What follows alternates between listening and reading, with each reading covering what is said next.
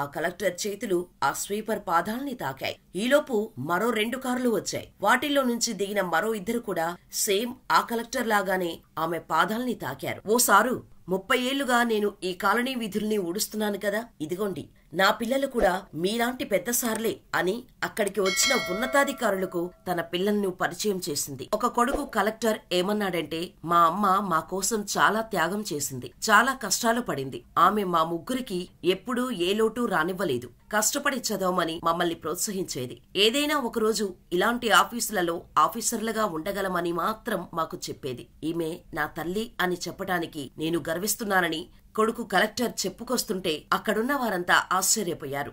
ఈ కథలో విశేషమేంటంటే, కొడుకులు భిన్న రంగాల్లో పెద్దగా ఎదిగినా సరే ఆమె తన వృత్తిని మానుకోలేదు. వీధులు ఊడుస్తూనే ఉంది. తన కొలువు, తన గౌరవం, కొడుకులు మంచి పొజిషన్లకు చేరుకున్నాక నిజానికి ఆమె వృత్తి నిబద్ధత మరింత పెరిగింది.